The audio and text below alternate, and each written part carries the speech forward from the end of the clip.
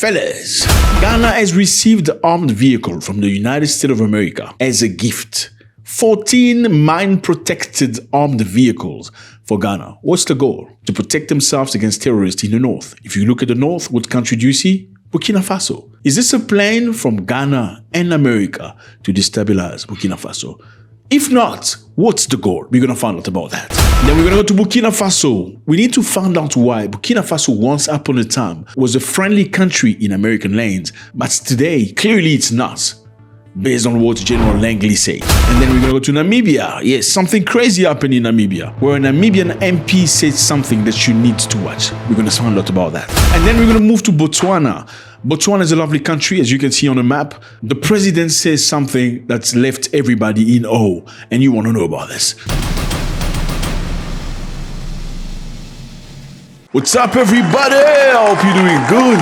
It's a beautiful day. Thank you very much for stopping by. Piga my coffee, piga mi kono. You are very much appreciated. Ale, mi kono. Yeah. It's good, fellas. I like it when we come together to discuss and have a good time. It's all about the good vibe. Beside the news, beside the information, it's about the good vibe. It's quite cold. That's why I got my hoodie on. But let me remove it. I feel more comfortable like this. Great stuff. Now, today we're going to talk about Ghana. Here's Ghana on the map. Beautiful place, lovely people. I've spent some of the best time ever in Ghana. Ghana is one of the most stable countries in Africa. No doubt about that.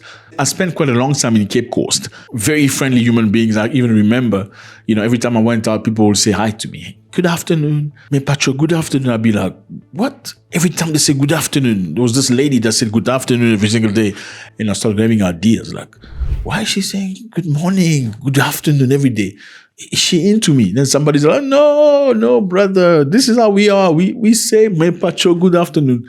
So the me patro part means please. That's how they greet you. Me patro, good afternoon. Not good afternoon. So please, good afternoon. Me patro, good morning. Me patro, good evening. Hey, me patro, good afternoon. Hey, me patro. You gotta love Ghana, man. Somebody has to say please before they say good afternoon. You're gonna have a good time. Great stuff. So something crazy is happening in Ghana right now, fellas. Okay? If you're new here, thank you very much for stopping by. You appreciate it. My name is Zack. We like you here. We want you here. Click on the button, subscribe so we can see each other every single day. We're here every single day. Ghana has just received armed vehicle from the United States of America. 14 mine-resistant, ambush-protected armed personnel carriers worth over $6 million to Ghana Armed Force in a move expected to significantly enhance the country's counter-terrorism and border security operations. So basically, the US is giving Ghana 14 armed vehicles, mine-resistance, to go protect themselves against terrorists in the north. Look at the map. What do you see in the north of Ghana? It's Burkina Faso. So in other words, they're sending you stuff to protect yourself against potential terrorists. If they are, well, did Ghana refuse? No, Ghana said yes. Thank you very much. I like it. They took it. Now you're suddenly asking yourself a question. Why would Ghana say yes? Whilst everybody's sort of trying to free themselves from the colonialists or from the imperialists, why is Ghana taking things from people some people perceive as imperialist? Is this counterproductive? Is Ghana onto something perhaps against Burkina Faso? These are the questions people are asking themselves. The official handover ceremony took place on Wednesday in Burma camp in Accra, making what both nations describe as a deepening of bilateral defense cooperation and standing security ties. Deepening cooperations. I mean, people are undeepening the cooperation right now. You look at Burkina Faso undeepening its cooperation with France. Same for Mali. Same for Niger, Senegal that also asked French to leave. Côte d'Ivoire, why is Ghana deepening right now? Is this productive or counterproductive? Is Ghana cooking something with the US against Burkina Faso? We're going to find out about that. Now, I know you're asking yourself a question, why did Ghana accept? They shouldn't have accepted. Before we find an answer to this, we're going to go back in time a little bit. Okay, so a few weeks ago, the USA issued a travel advisory against Ghana, meaning do not go to Ghana. At least not like you think you can go at your own risk, because Ghana is not a safe place. In Ghana, people get raped. In Ghana, people get abducted. In Ghana, people get unalived. That's what they say. As you would think, that's not good publicity, for a country. And that's not very nice. Now, when last did you hear them say, do not go to Belgium. Do not go to France. Don't abduction happen in France? They do. Don't rape happen in France? They do. Why have they never done that, but they're doing that to Ghana? Well, many people think something interesting happened. Something prompted that. Well, I'm going to tell you that. Just a few days before Ghana changed its law when it comes to gold. Ghana is one of the biggest country with gold reserve. Biggest producer of gold. If you look at these guys here, the Akan people, all the stuff they're wearing in their hand, it's gold. Yes, so they have real gold, real power. Now, in Ghana, many people used to come and get gold, okay? They will buy gold from peasants, from gold traders at a very low price. In other words, many people from multiple countries don't go to the Ghanaian government, but they go find people that are extracting gold, like artisanal gold finder. They will go to them. Obviously, this is a villager. He doesn't have a lot of money. He needs money. So you can come and say, look, I see your gold. Oh, it's not very good quality. Let me give you $500. But the reality is the gold is actually very good gold. Perhaps it's worth $10,000. And these people will leave sometime with the gold and smuggle them out to neighboring countries, and the government will not get any return. Then Ghana changed its law saying no more buying gold in Ghana by foreigners. All foreigners have to go to Ghana Gold Board where they will buy the gold from. No more buying from humans and people and stuff. No more unrecognized things because Ghana wanted the return from the gold, the tax. So many people took the gold out without paying tax. Many people took the gold out at a very low price. So the Ghanaians, with the brand new president, he is the brand new president of Ghana, President Mahama. He was president in the past, he's president again. He's changed the law to benefit Ghanaians. And obviously, America then issued a travel advisory. And many people said the reason why they did that is because a lot of Americans went to Ghana as well to get the gold, same as the Chinese and many other people. Now they're trying to prioritize Ghana. Now, before you buy gold, you need to buy gold not in dollars, but in Ghana cedis to give the Ghana currency power. This sets up a gold board that will streamline Ghana's gold sector, including our exports, to make sure that Ghana earns more value for money from our gold mining exports. America didn't like that, and they issued a travel advisory. Now, you're asking yourself a question. Why did America give them armed vehicles? Well, we know from time that America never gives you things for free. It's always because they want some sort of something back from you. Okay, it's never for free. Okay, we need to have a little bit of control on what's happening in your country. We need to have access perhaps to your, resources, if not your platforms. We need to understand what's happening. What is America asking to Ghana in return? Question mark. Again, our question is this one. We know that the United States of America, through General Langley, at least for now, doesn't like the leaders in Burkina Faso very much. Now, why would Ghana accept armed vehicles to fight terrorists coming from the north? That is question number one. Now, let's answer our question. I'm going to give you the pros and the cons, the positive and the negative, so we can see balance. Number one, America issued a travel advisory against Ghana. Do not go to Ghana because it's a dangerous place. People get unalive, they get abducted and stuff. Then later on, they offered armed vehicles to Ghana. What does that mean? When we say your country is dangerous and you perhaps say, no, it's not dangerous. But then we offer you armed vehicles to fight terrorists and you take them. What does that mean? You are showing that we were right. So you are basically reinforcing or emphasizing the accusation, or at least the statement we made about your country. So it shows that we were right by saying that don't go to Ghana. What we're saying is correct. Number two, on the negative part, that is a very negative message you're sending to the world, because everybody then believes that Ghana is a dangerous place and America is right to say you shouldn't go to Ghana.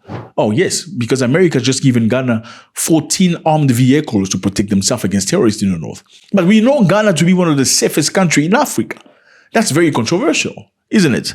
How can one of the safest democracies in Africa accept armed vehicles to protect itself against terrorists? It means something negative is happening, and that could discourage some very interesting people. Perhaps investors, perhaps people looking to come into Ghana, perhaps tourists. Again, it shows poverty. Number three, it shows that Ghana is not independent. Ghana still needs help from foreign nations. Like, it shows Ghana does not have its sovereignty. Because let me tell you something. The hand that gives is always above the hand that receives. Sometimes you gotta say no to certain things so you can keep your sovereignty and your protectiveness. Now, the big question is this one. Why didn't Ghana say no? Why didn't Ghana say no? Well, it's very simple. If America brings you something as a president and you say no, What does that mean? It shows that you are hostile toward America. I'm sorry, but that's how they're going to perceive it. In most cases, they bring you, oh, these are free things we're giving you. You're like, no, we don't want it. You immediately create an hostile environment between your country and America. And that is not what anybody wants right now. So Ghana perhaps said, okay, diplomatically, let's just say yes to the gift they gave us, or whatever, the track they're giving us, and keep it moving. However, Ghana should have done something on top of that. I'm going to give you an example. Burkina Faso also received help and, maintenance from the United States of America. The U.S. donated mobility equipment, Toyota Land Cruisers and motorcycles worth $1.6 million to Burkina Faso security forces in February 2024. That is very recent. That's last year. Ibrahim Traoré was already in power. Okay, so Traoré received help coming from the United States of America. He didn't say no. And you're probably asking yourself a question, why didn't Traoré say no? Well, it's very simple. If you say no to America, then you become the enemy. Oh, they don't like us.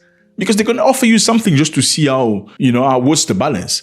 Everybody knows Traoré is the friend of the Russians. But we're trying to offer you something and you say no, it means you are our enemy. Well, we're going to bring you democracy. People need to be very cautious. As much as you have a stance and a position, you need to keep a diplomacy very flexible. But there's something interesting Burkina Faso did through Ibrahim Traoré. By the time he took the gift from Americans in Toyota Land Cruisers and motorcycles, which they use up until today, Ibrahim Traoré made a speech saying, very subtly, he says, even though you can receive, a gift coming from somebody who's been your enemy for a long time, you can't forget who they are. So you can receive something from somebody while still being cautious. He said that while talking to his military. He didn't say America, but he said that and people read between the lines. That is something that Ghana has not done. Should have Ghana said no? Some people will say yes. Why? Because then it shows that you're a strong country, you're independent, you're sovereign. Just like Ghana recently asked for its gold reserve stocked in America to return to Ghana. Remember that? In a show of sovereignty. By accepting the gift from America, you confirming their theory, saying that your country is in danger in the north. Now, does this mean Ghana and the United States of America are plotting something against Burkina Faso? No, not at all. Ghana is a very peaceful country. And number two, we know the current president, Mahatma, is somebody that's really very peaceful, very Pan-Africanist. Just remember when he was instated in power, Burkina Faso president went to say hi, went to greet him. He doesn't do that for most other presidents. Unlike the previous president, Nana Akufo, who was very hostile toward Burkina Faso, Niger, and Mali. Today, Russian mercenaries are on our northern border. Burkina Faso has now entered into an arrangement to go along with Mali in employing the Wagner forces there. I believe a mine in southern Burkina has been allocated to them as a form of payment for their services. Prime Minister of Burkina Faso in the last 10 days has been in Moscow. And to have them operating on our northern border is particularly distressing for us in Ghana. We can have you as a partner in confronting these threats. It is very important that ECOWAS and the West African area remains a democratic space. It's the reason for the actions we took over the coup d'etats in Burkina Faso, in Mali, and in Guinea. And ECOWAS has been very consistent in refusing to deal with these governments because of the undemocratic nature of their accession to power. The new president is different. Now, America has gifted things to Cote d'Ivoire. Look at the map. Yeah, they've given them equipment. They've also given Benin equipment. You see on the map? Now they're giving to Ghana. What does this look like? They look like neighboring countries to Burkina Faso. Now, are they plotting perhaps something? Be friends with the neighbors until we surround them and go inside. Well, that's speculation. So more than 40 Ghanaian soldiers are receiving specialized training over the past 4 weeks on the operation and maintenance of the vehicles that were gifted by Americans. And now we're moving to Namibia. In Namibia, an MP said something very interesting about Ibrahim Traoré. He said, how can we not move forward? Why are we struggling to make the country better with all the resources we have? Ibrahim Traoré, who is not a democracy, is moving forward. Listen to him. You see, Traoré has become a hero too, Professor. I and him will drink coffee about Traoré. But he's doing two good things. He becomes an international icon, a young guy, younger than many of us. Traoré has changed the price of uranium. France was buying uranium from Burkina Faso for $1 billion every year. He stopped the French to buy his uranium. Today, Burkina Faso is making 85 billion from the same resource. We are selling uranium here. We have no nuclear power. We are just talking, everything is nuclear. We are just selling.